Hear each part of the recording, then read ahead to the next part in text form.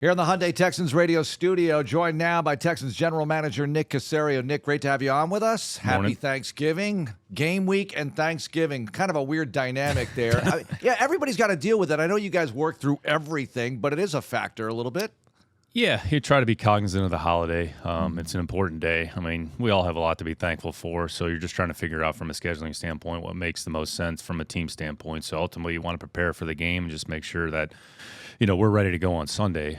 Some teams are playing on Thursday, so, we've gone through that kind of Thursday night preparation, what that entails. But, when you get around the holidays, you're trying to be conscious of kind of work-family balance.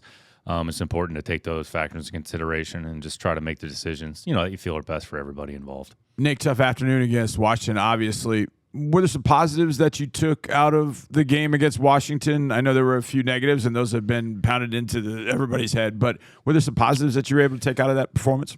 Yeah, I think defensively, some of the things that have shown up, being able to play, I'd say, competitively in the red area at different points. I think that's been pretty consistent. When you look from the beginning of the season till now, we've actually done a decent job in the red area, defensively. So and that showed up again in the game, kind of kept us in the game there a little bit. Able to make a few plays in the kicking game, kind of that air drive start.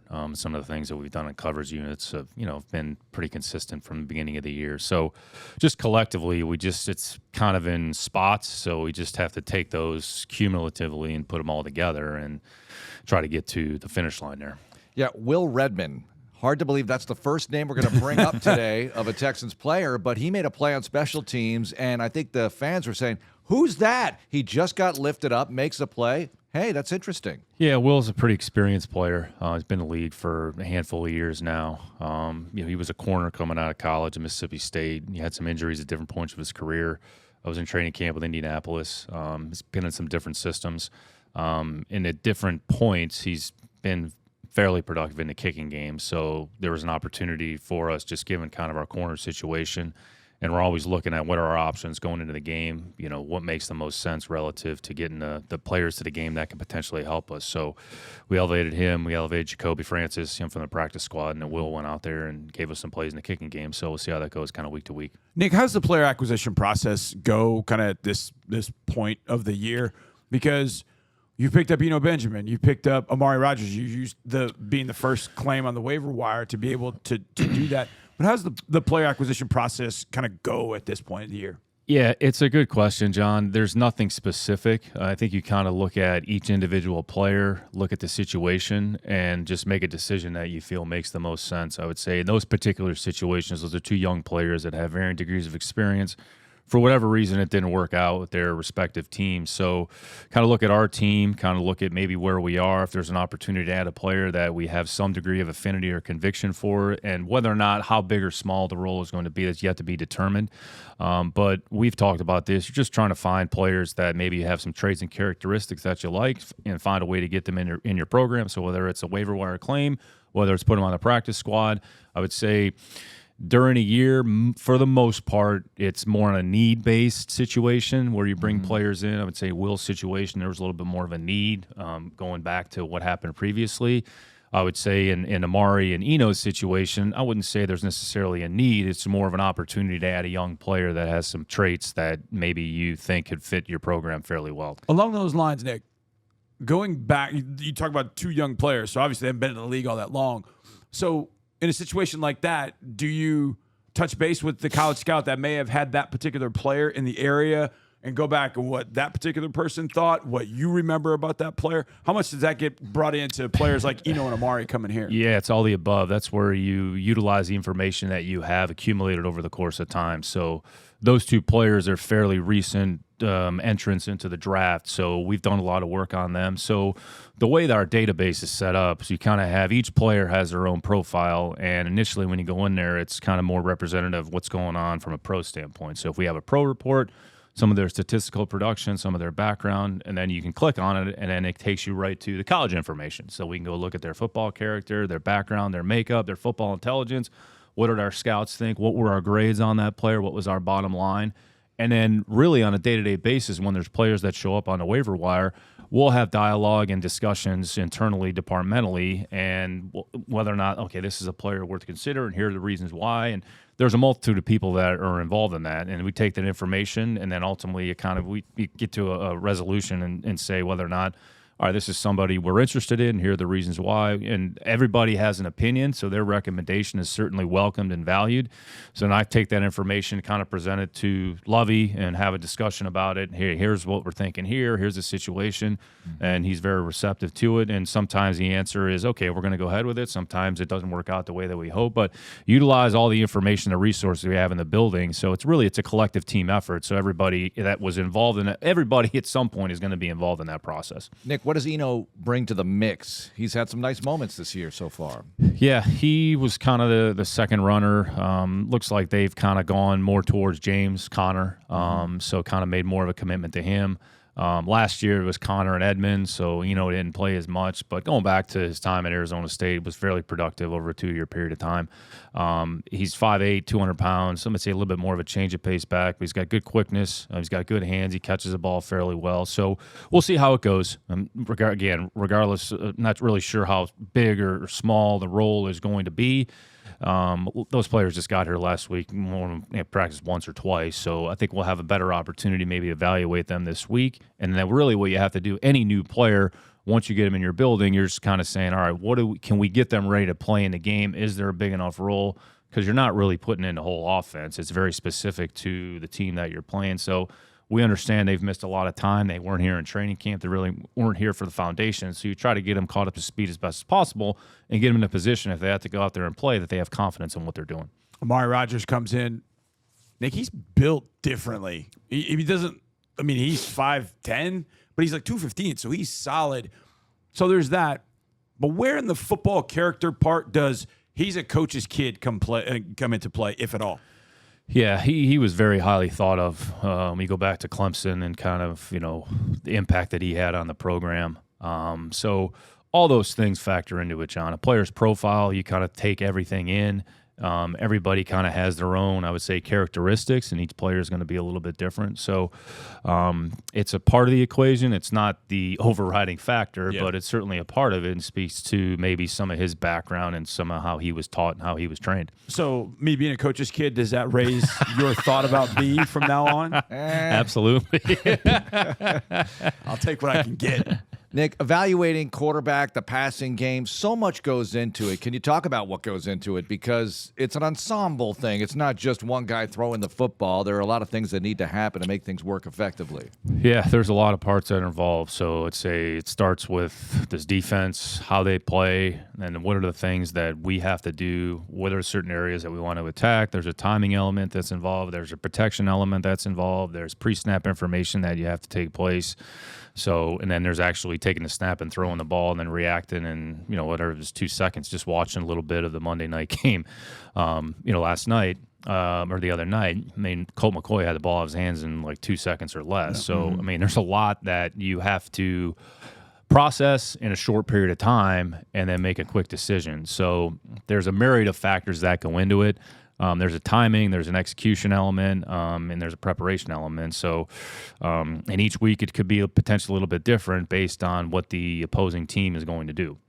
Miami is a little different than what you remember when you faced them twice a year in New England. We know about Tua. We know about Tyreek. We know about Jalen Waddle. They get talked about all the time. It's a really talented football team, Nick. What do you see? Let's get into the scouting report of the Dolphins. Yeah, no, they've done a really good job. Chris has done a good job, putting the team together. It's Coach McDaniel's first year. I know he was here in Houston for a period of time. So I think the one thing that stands out offensively is you mentioned the three players I would say are the key to it, but they're a big 21 personnel team, which it's almost counterintuitive. You think of this big play, explosive offense, but they're in 21 personnel as much as any team in the league. So Ingold has a really big role, I would say, in sort of non-traditional positions or slots. He's in the backfield. He's on the line of scrimmage. They use motion, I would say, in the top 5. They're third or highest motioning team in the league. So a lot of that is to displace the defense. A lot of that is to create angles. I think Mike does a really good job offensively of putting the players in a position to go out there and execute, and the quarterback's playing at a really high level. So good skill players offensively. They've made some changes and modifications here a little bit running back, but both backs that they have on the roster, Mike has a background with from San Francisco. So they traded Wilson. I mean, they signed Edmonds in the offseason, and then as a part of the Chubb trade, the Chubb acquisition, they traded Edmonds, and then they brought Wilson in a separate trade. So there's two running backs that really understand the schematics of what they're trying to do offensively. But Ingold's got a really good role in terms of what they're doing. They've got good production from the tight end. So offensively, they present a lot of challenges, both horizontally and vertically, with the big plays they can create, on that phase of the ball. And then defensively, I'd say Josh has done a good job of, he came down there with Brian Flores. So I'd say some of the elements that, we had in New England have carried over to the defense, and Josh has done a good job of kind of maybe simplifying some things. Maybe we're doing a little bit less relative to what they were doing previous years. But Josh is a secondary coach, so it's kind of top down. So the way they kind of handle their coverages and put the defense together is through that lens. And they're kind of 3 for 2 there on the edge now with Chubb. So they got Chubb, they got Ingram, and Jalen Phillips has done a really good job. So, and they have 3, I would say, big, strong, physical guys on the interior of the defensive line of Wilkins, Davis, and Seiler, who's kind of an improving player. They're kind of a nickel team for the most part. They're a nickel team, however they get to it. So, like, sometimes it's 1 inside linebacker, sometimes it's 2 inside linebackers. But, Houston's own Landon Roberts has done a good job there, a Mike linebacker. And then the secondary, probably one of the better ball hawking players in the league in Xavier Howard. I mean, nobody's gotten his hands on more balls, than him over the last however many years. And Holland's a really good young player there at safety. So they present different types of challenges defensively, but they're explosive as a team. And in a kicking game, and Danny Crossman, who's trained by Scott O'Brien, who's one of the best special teams coaches kind of in the history of football. So Danny's a really good coach. So they're I would say overall, they're they're a good football team top to bottom. They do a lot of things well, which is why their record is, 7-3 or whatever it is at this point. Nick, with Tua, is this another tale of, hey, you never know, a little time, a little experience, coaching into the mix, and look at him now? Yeah, it's all the above. He's had to deal with some things the first couple of years, whether it was injury or whether it was performance. Again, I think Mike's done a really good job of kind of accentuating the things that he does well. The one thing, too, he's always been very accurate with the football, going back to Alabama. So his accuracy, his ball placement, his timing, and the way he gets rid of the ball has always been really, really good. He's a smart guy, and I think Lovey mentioned this the other day, he's not a running quarterback, but he has a certain level of elusiveness to him where he can kind of get himself out of some things. So the design of the offense is really good. They put a lot of stress on the defense, and, once the ball is gone, then, you're chasing these guys all over the field. I mean, they're 2 of the fastest receivers collectively in the league. So we better get ready to run because we're going to be doing a lot of running on Sunday. Yeah. And he's a coach's kid. There you go. Comes full circle. Nick, you said something as you're talking about the Dolphins that struck me because I saw Washington do this too. And I think perception, when you say, they're a nickel team, I thought it was interesting that Washington, and you said whether they have 1 linebacker or they have 2 linebackers there, they're a nickel team. And Washington would play 5 guys in the front and play 1 linebacker there. And then there's Bobby McCain. You think, okay, well, we're going to run, but then they got 5 guys up front. How does Miami kind of treat that? Are they very similar in that way that they could play 5 guys up front with 1 linebacker and then make it really tough to run because everybody basically is covered up front? Yeah, I'd say it's an interesting observation. I'd say it's a trend that you're starting to see maybe a little bit more when you look at even the last few teams that we played. Philadelphia utilized this. Yep. Miami does it. Washington does it. So there's base defense, but I wouldn't say there's too many teams that play true base defense. I mean, there's a few teams that do it. So mostly it's a nickel team, and then just really how you structure the front. So if you have 5 down, whether it's 3 defensive tackles or 3 defensive linemen, 2 outside linebackers, 1 linebacker, then a kind of safety in the box. I mean, it was something that Coach Belichick started actually however many years ago. We were doing it with Patrick Chung. So kind of putting 5 players on the line of scrimmage, having a linebacker, and then bringing an extra guy down in the box. So it could be a linebacker, it could be a safety, and I'd say Chung kind of handled that role probably as good as anybody in the league at that time. So I think you're seeing it a little bit more. So I think what it does allows teams to, kind of handle the running game. So you have 5 guys that can handle the running game, but also gives you maybe an extra defensive back, a little bit more speed on the field so that you can deal with some of the things that the offenses are trying to stress, from their end.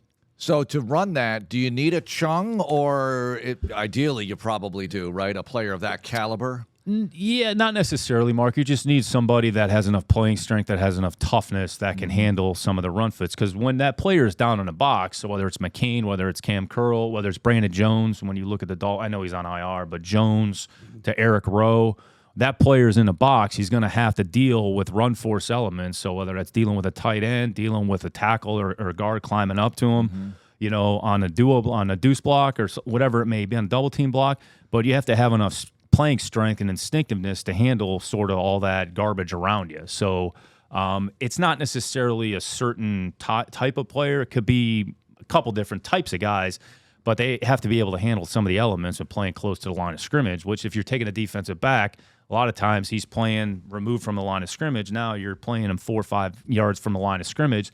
It's just a different game. So some players can handle that better than others, but then is that a better matchup for us against a tight end versus having a linebacker in there if we think you have a more athletic linebacker? So it's kind of a cat and mouse game here a little bit, and you just got to figure out, again, when you look at Buffalo, a guy like Milano, is kind of like, he's a linebacker, but he was a former safety, right? But he's fast, he's tough, he has some of the same elements. So it really comes down to philosophically, what are you doing on defense? What are you asking that player to do, and how does he fit within the construct of what you're doing defensively? Nick, as we were talking about the Dolphins, you mentioned a number of names, and as you said them, I'm like, former Patriot, mentioned Landon Roberts, mentioned Eric Rowe.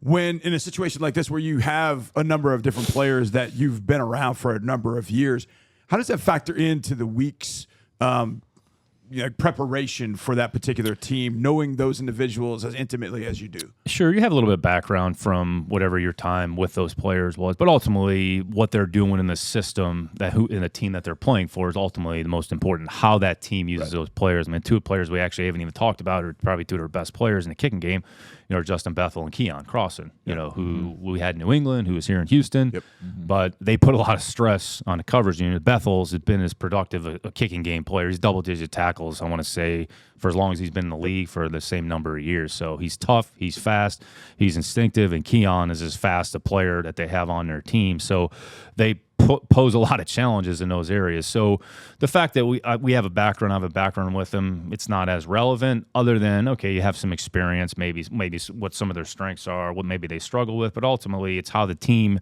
that they're currently with, how they're being deployed and how they're being used. Nick, how much World Cup are you watching? It's funny. I was talking to somebody about this yesterday. I probably won't see one lick of it. Yeah.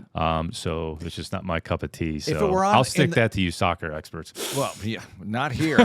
But if it were on at the normal time, June, July kind of thing, that time window, would you be watching some of it, you think? Unlikely. My middle daughter plays soccer, so I've actually come to enjoy watching her play. Now, I don't understand soccer, so that's probably a big part of it. So just understanding the very skilled athletes, some of the things that they're able to do, quite frankly, I couldn't even come close to doing. So have respect for that. I just have never taken an inch. Soccer wasn't really my thing growing up, so. It's very frustrating. Don't worry, it wasn't my thing either. They're in the red zone a lot. I love it now. They're in the red zone a lot. They don't score much. It's tough. Nick, thanks a lot for joining us. Happy Thanksgiving. Thanks, guys. Happy Thanksgiving. Thanks for watching. Subscribe to our channel and ring the bell to know when we post new content.